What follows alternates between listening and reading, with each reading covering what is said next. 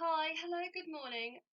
This is one of my videos to do with diastasis recta, but also living with bile acid malabsorption. So this is my abdomen. Um, if you were to look at me online anyway, you would see that my stomach never used to look like this. This is what happens after you have children. And unfortunately, you don't go back to the way you were. So originally, my belly button would have been up here, but now, as you can see, it's down there. I have been confirmed by my GP as having diastasis recta.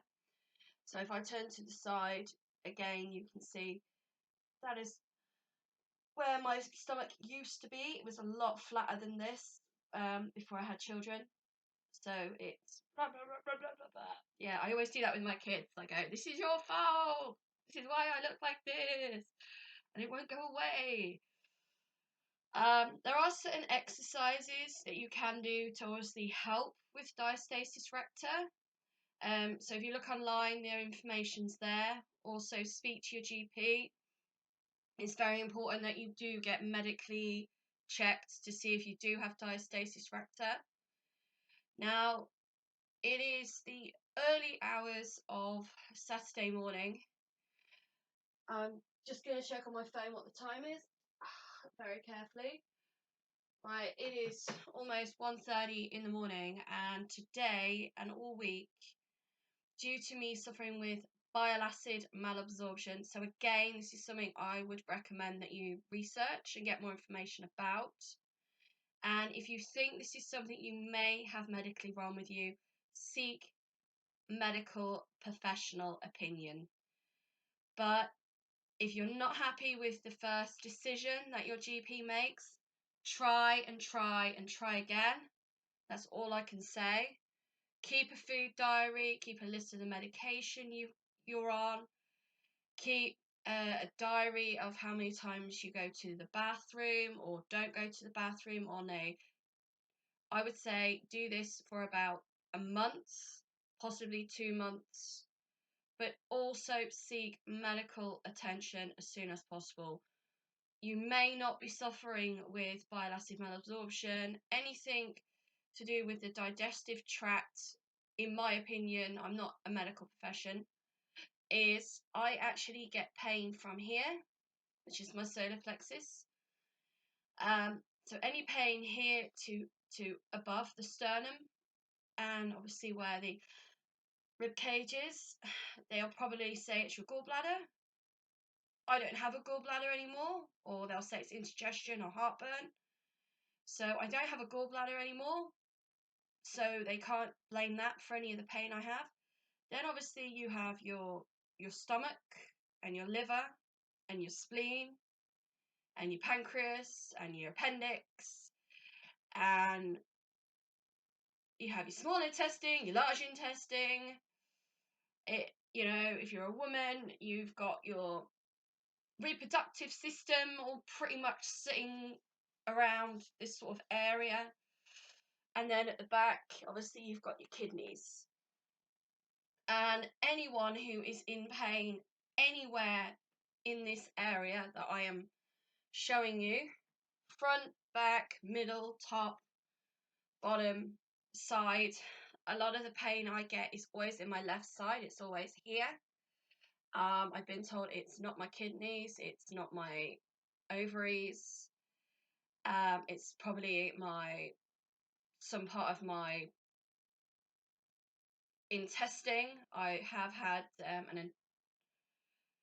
a colonoscopy, so again, they've said that they couldn't really see anything wrong, but then I had the test for bile acid malabsorption, and I came back as being positive. So again, there are a lot of evasive and invasive procedures that can be done to try and ascertain as to what could be potentially medically wrong with you if you are suffering with any type of pain literally within this area. And then obviously other parts of the body, there are the tests that are done. But for myself, I've had a lot of health problems, primarily with my reproductive system, my intestines, my stomach, so basically my digestive tract. I've had a lot of issues with my urinary tract in the past. I've had a lot of problems with my respiratory tract in the past. I put that down to the job I used to do. So I used to get a lot of upper respiratory infections, not so much chest infections, but throat infections.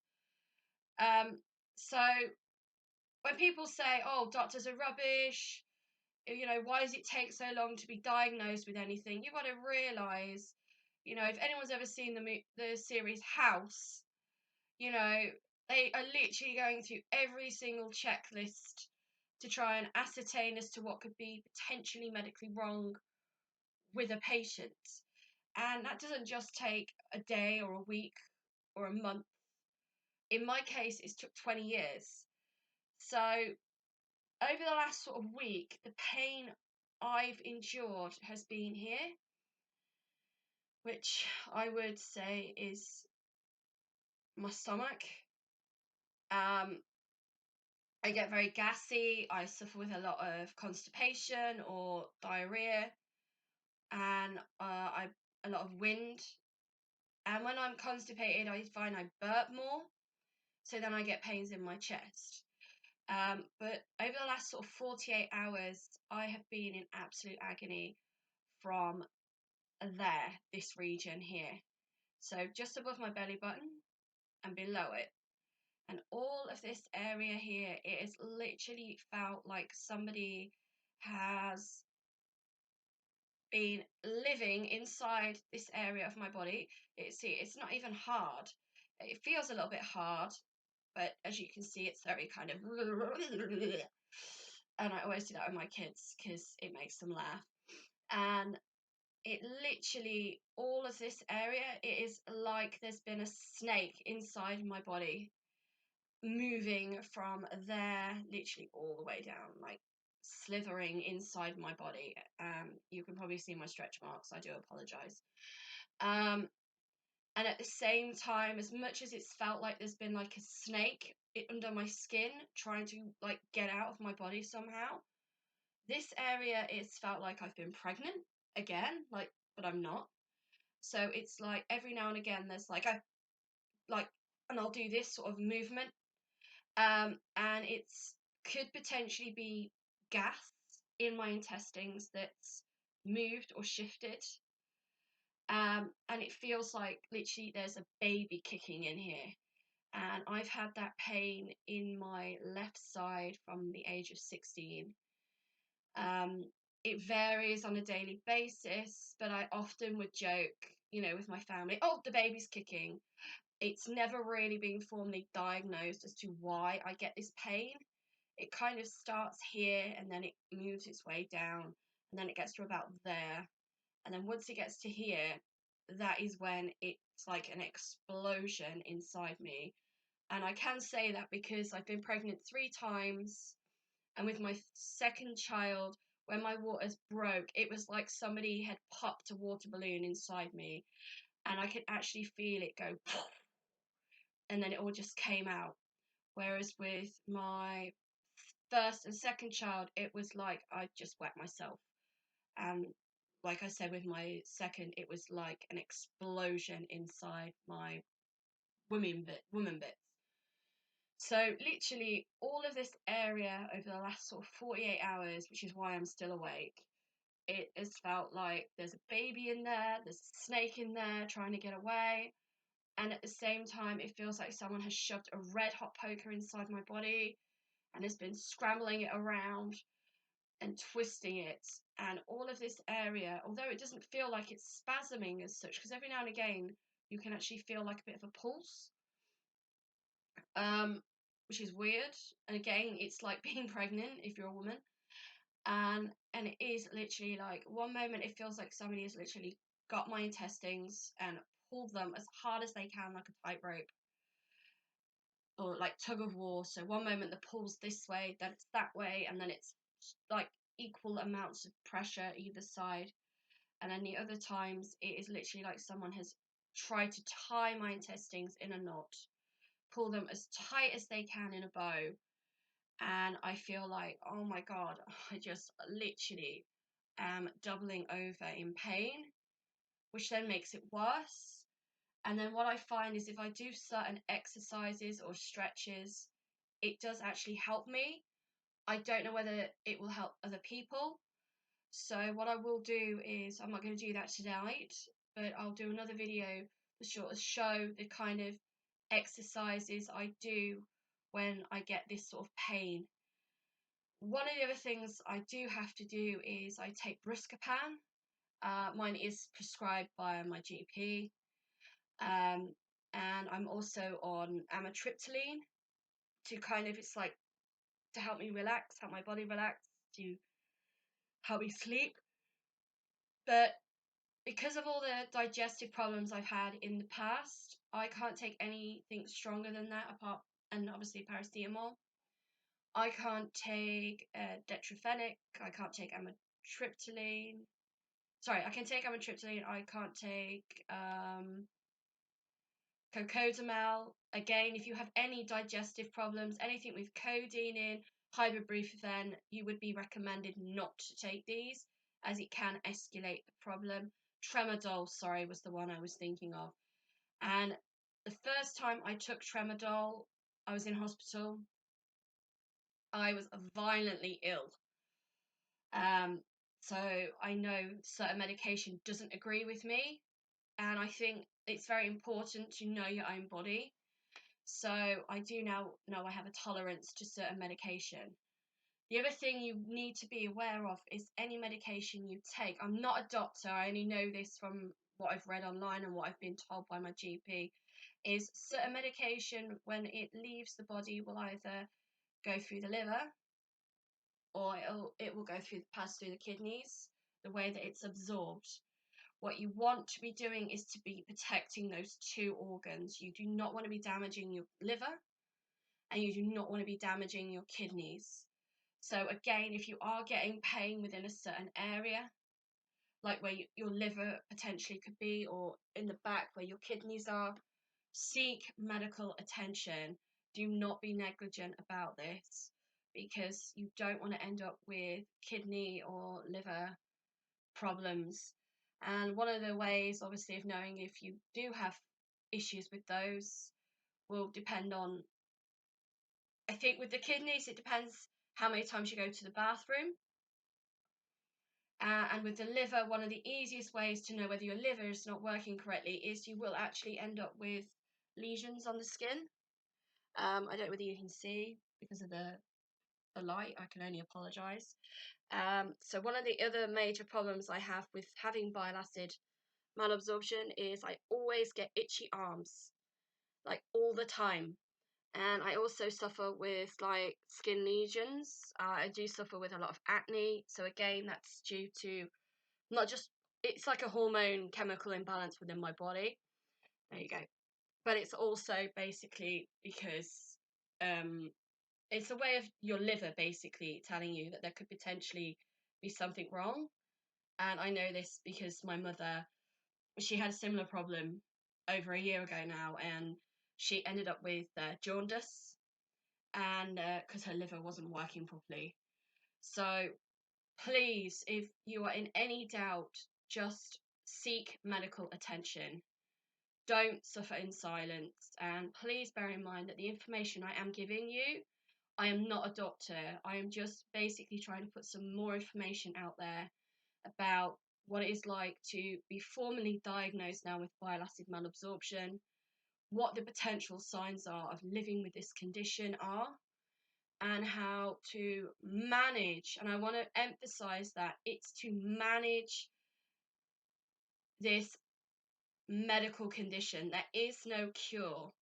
And I know a lot of the times people will say prevention is better than a cure, which is true.